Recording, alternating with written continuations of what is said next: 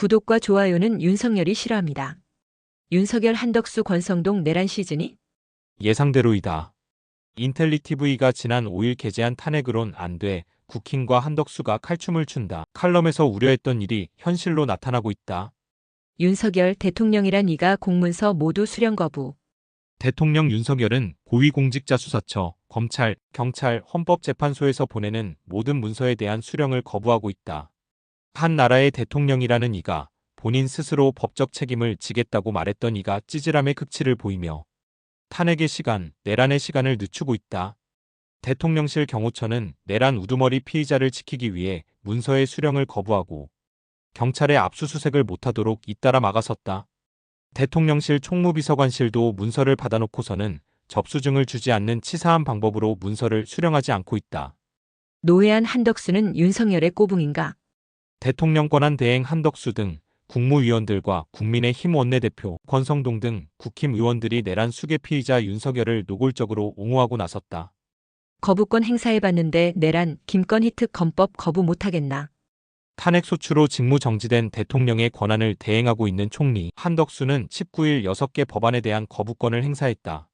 내란특검법, 김건희 특검법에 대한 거부권 행사를 위한 다지기 포석인지도 모른다. 6개 법안을 거부한 이날 내란특검법과 김건희 특검법을 공포하기로 결정했어야 했다. 한시가 급한 특검법들이 아닌가? 한덕수는 양특검법에 대한 공포 내지 거부권 행사를 최대한 늦춰 해를 넘기려고 하고 있다.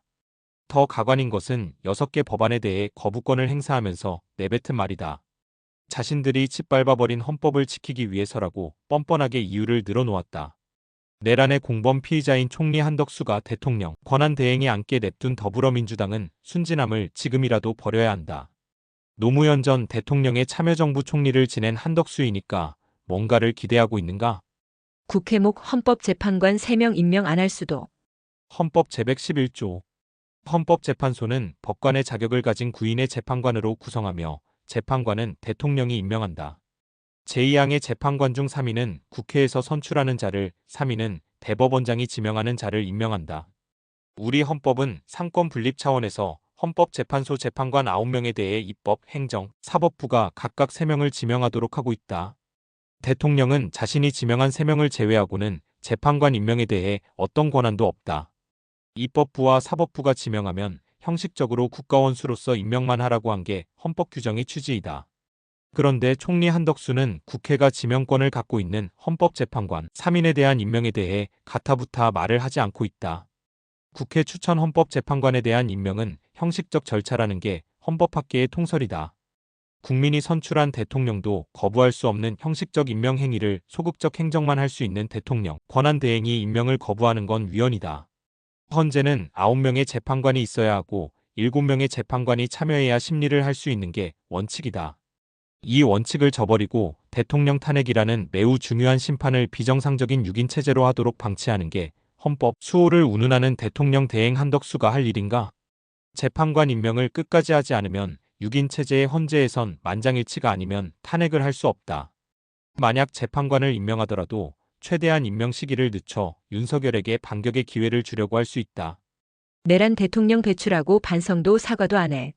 친윤 중에 친윤 국민의힘 원내대표 권성동은 내란 수괴에 대한 단죄와 분노한 국민을 바라보기는커녕 오직 정권 잡기에만 관심을 두며 윤석열 방어에 올인하고 있다.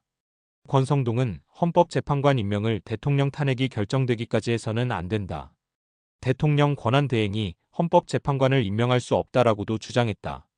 그러면서도 한덕수가 거부권을 행사한 6개 법률에 대해 제2요구권을 행사할 것을 다시 한번 요청한다고 밝혔다.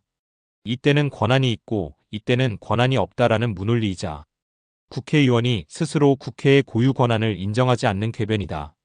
권성동은 또 국회에서 통과한 탄핵소추안이 헌법재판소에서 기각될 경우 그 탄핵안을 발의 또는 찬성 표결한 국회의원을 직권남용으로 처벌해야 한다고 밝혔다. 권성동 등 국민의힘은 국회 다수 의석을 여당이 아닌 야당에 준 총선 결과를 겸허히 수용하기는커녕 국민의 주권 행사를 희화화하고 있다.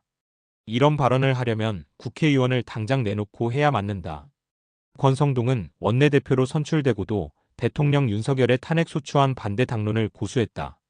국민의힘은 소속 의원 108명 중 85명이나 탄핵 반대의 표를 던졌다. 탄핵안이 가결된 후에는 찬성한 의원을 색출하려는 반민주적 작태도 버려 내란의 힘이라는 비판까지 받았다. 이후의 모습은 어떤가? 위법한 계엄 선포와 내란 사태에 대해 여당으로서 국민에게 용서를 빌기는커녕 대통령 윤석열을 끝까지 감싸고 있다. 지난번 탄핵으론 안 돼 국힘과 한덕수가 칼춤을 춘다 칼럼의 결말을 다시 올린다. 생각 매듭. 내란의 우두머리인 대통령 윤석열이 속한 당이 국민의힘이다. 또 대통령 윤석열이 수반인 행정부의 2인자가 국무총리이다. 총리는 국회의 탄핵소추 의결 시 대통령 윤석열을 대신해 직무대행을 맡는다. 헌법재판관 9명 중 6명의 찬성이 있어야 대통령은 탄핵 파면이 된다. 재판관 4명 이상이 탄핵을 찬성하지 않으면 윤석열은 대통령직에 복귀하게 된다. 헌법재판관들의 반대도 필요 없다. 찬성만 안 하면 된다. 내란의 죄를 저지른 사람이 국가원수인 대통령으로 다시 돌아올 여지를 왜 남겨두나? 윤석열이 다시 대통령으로 다시 우리 곁으로 돌아올까봐 두렵다. 인텔리티브였습니다. 구독과 좋아요는 윤석열이 싫어합니다.